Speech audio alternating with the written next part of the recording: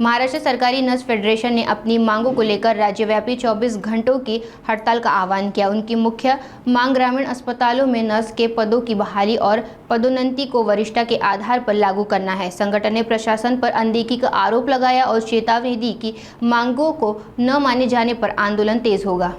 महाराष्ट्र सरकार nurse federation ने अपनी विभिन्न मांगों को लेकर पूरे राज्य में 24 घंटे की काम बंद हड़ताल की घोषणा की है। फेडरेशन की मुख्य मांगों में ग्रामीण अस्पतालों में नर्स के पदों की बहाली और वरिष्ठता के आधार पर पदोन्नति की प्रक्रिया को लागू करना शामिल है। फेडरेशन का आरोप है कि मुख्यमंत्री द्वारा स्पष्ट निर्देश दिए जाने के बावजूद सामान्य प्रशासन और संबंधित विभागों द्वारा कोई ठोस कदम नहीं उठाया गया।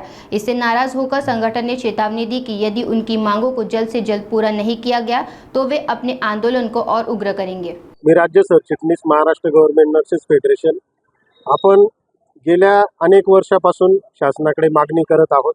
कोणत्याही विभागाचे जे प्रमोशन होतात त्याच्यासाठी सेवा प्रवेश नियम महत्त्वाचे असतात। माननीय मुख्यमंत्री यांनी 31/12/2024 रोजी 100 दिवसाचा कृती आराखडा आखलेला आहे आणि त्या आराखड्यामध्ये सामान्य प्रशासन विभागाने एक परिपत्रक जारी केलेलं आहे। त्या परिपत्रकामध्ये त्यांनी स्पष्टपणे उल्लेख केलेला आहे की सर्व विभागाचे जे काही पदोन्नती आहे त्या झाल्या पाहिजे।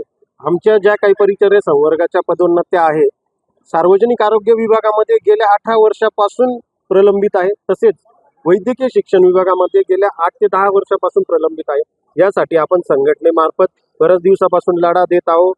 आता 2021 साली सामान्य प्रशासन विभागाने एक पत्र काढलेलं आहे, जर तुमच्याकडे सेवा प्रवेश नियम नसतील, प्रलंबित असतील किंवा त्याची प्रोसेस चालू असेल तर आपण जे काही पदोन्नतीचं GR आहे मार्गदर्शक सूचना त्याच्यानुसार पदोन्नती देऊ शकतो। तर मला तुमच्या माध्यमातून सरकारला फक्त एक विनंती करायची आहे की माननीय मुख्यमंत्री महोदयांनी जे निर्देश दिलेले आहे ते सर्व विभागांनी पाळले पाहिजे आणि आमच्या सर्व नर्सेसला तात्काळ पदोन्नती दिली पाहिजे। आपली मागणी पूर्ण न झाली तर आपण पुढचं नेमकं काय?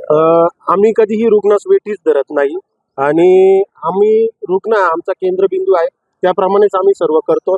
पण या सरकारने आम्हाला ही एक आंदोलन करण्याची वेळ आणलेली आहे आणि आमची मागणी शासनापर्यंत तुम्ही पोहोचवाल अशी मला अपेक्षा आहे। आणि जर शासनाने याची दखल घेतली नाही तर आमचं राज्यस्तरांचे जे सगळे पदाधिकारी आहे त्यांच्याशी डिस्कस करून आम्ही पुढे बेमुदत संप देखील करू शकतो।